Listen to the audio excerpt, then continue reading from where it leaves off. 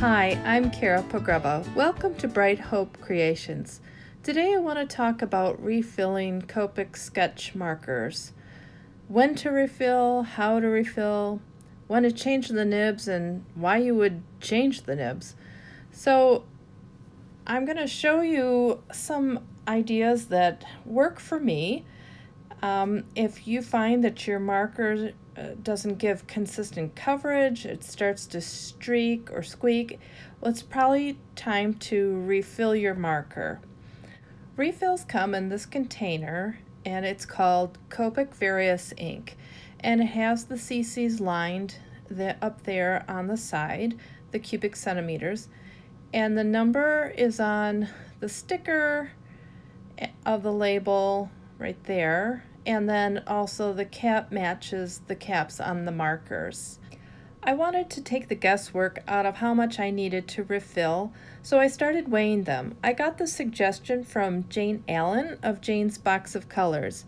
I found that a full marker is about 14 grams, and it started to drip or get drips at the point of 14.5 grams, and it started to get streaks when it's below 13.5 grams. I found that 50 drops from the refill to the marker equals 1 gram. I have this kitchen scale, and it does have grams on it, but it doesn't show increments of grams. You can purchase an inexpensive jeweler scale on Amazon that would have better precision. Weighing these markers was a game changer for me. It seems like I either waited too long until the point where a nib got sticky and needed to be replaced, or I filled it too full and got drips on my project. This is the scale I use, and it measures in grains rather than grams, but it was my father's scale from his gunsmithing workshop, so I already had it, so I'm going to use it, and it's also fun to use something of my dad's in this way. So let's start with the refill. I take off both caps, and that helps to relieve pressure. There's pressure inside the barrel of the marker. And you can see on this, I've replaced this chisel tip with a fine tip, and we'll talk about tips later, or nibs. So right now I just want to get that nib off, and I'm going as close to the plastic of the marker and just kind of twisting it and giving it a good pull with a piece of paper towel. And this marker I weighed, and it was about half a gram low, so I know to put in 25 drops. So I think it's easy to just go right to drip right into the barrel. It takes a little practice, not too much, to fill it and not have a lot of drips. I did have one drip there, and I'll just wipe that off with a paper towel. And I'm putting in this nib, wiping that off. You can see that I'm having a little difficulty getting that fine tip in, and then I push it in and push it in a little too far. But like I said, we'll talk about nibs later in this video. So I just put the caps back on everything, and it'll mark just fine. It's good to go. And I'll show you how that colors. I started collecting refills rather than getting more colors. I felt that having the colors I used a lot would be more important than having more colors. I wasn't sure based on my use when I would need a refill. There's a sponge inside the barrel that holds the ink. I can tell on the clear refill bottle when I'm getting low and need to order more, because I can see my usage on those. However, I haven't had to buy a second refill of any of them yet. Moving on to nibs now. This is the brush tip, and you can tell it's where that gray line is. But when you're opening your Copic, twisting it is better than having it just pop off like that. If you pop it off, you can spray ink on a project if it's a little too juicy. So I just twist them. Now this is what the nib on the other side looks like.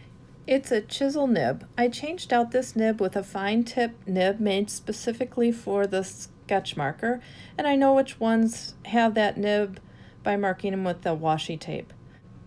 And this is what the fine tip nib looks like. It comes in a package of 3, and it has a firmer feel to it than the brush nib. It feels a little denser in consistency. So here's the brush tip, and it is the one we normally use. And here's the fine tip. And the fine tip makes these fine lines, and it can do a little sketching there. But I find that I can get finer lines with my brush tip, and I feel like I have a little more control with it.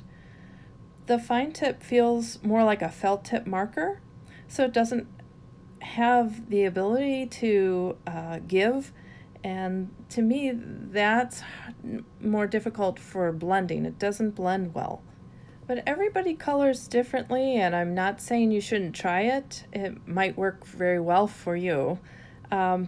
This is what it feels like for me. Now here's that chisel nib, and I can actually get fine lines with this nib as well. Plus I have the chisel feature, which I really don't use much at all. The main reason I don't care for the fine nib is because I refill my marker from that side. Pulling out the brush nib would damage it, so the fine tip doesn't come out as easily as the chisel one does. Now this is the brush nib. It's for sketch markers. You get the super brush nib. That's what it's called. That's the packaging, and it says it's specifically for sketch markers. I think Chow uses this as well, but that's what it says right here, that it's for sketch markers. Then we're going to replace this nib, and this nib is sticky. You can see that it's pale, but it's patchy pale, so it's not just that it doesn't have enough ink in it. It's real gummy. You can even, feel it on your fingers. And I'm going to just pull it out with the paper towel, and you'll see here it even sticks to the paper towel. I mean, that's just a sticky nib, so it needs to be replaced. It doesn't color well at all. It doesn't blend with other colors, and it looks shiny and sticky on the paper. I waited too long to refill this one, or sometimes I found that if I'm coloring under a hot lamp too close to the bulb, like an hot light, or outside on a hot day in direct sunlight, it'll get sticky that way. But that's how you replace it. That's it. That's as easy as it can be. So, but you can see this marker doesn't have much ink in it at all, and it's not even wicking up into the tip. So this one needs to have more ink filled in it as well. But that's those are my impressions about the nibs, how to replace them, if I would replace them. You can see I'm trying to get this nib out. It's very difficult to do, so I just don't want to mess with those. I want to keep my chisel tips in there. I just don't think there's enough benefit for me for those fine tips. So I just end up refilling this one from the brush side, since it was it wasn't in there with ink yet. So one last thing I wanted to say about refilling ink was what to buy first. I mean, we all know that Copics are an investment. So what do you buy first? Well, I found buying the lightest colors in the color groupings that I like to use were the most beneficial, because those are the ones that I blend with. I use darker colors but blend out with lighter colors, and that requires more ink, and so the ones that were getting used up the most were the lightest colors. So if you're on to that point now where you're going to add to your collection in refills, that's where I would start. I would just start with the lightest colors in the groups that you like to use often. Remember that a refill costs about the same as a sketch marker, and it will refill it 13 times, so you want to get comfortable learning how to refill. I hope you found this video helpful, and if you have any questions, please leave them in the comments. If you liked the video, if you would hit the like button and subscribe to my channel. Thanks for watching. Have a great day.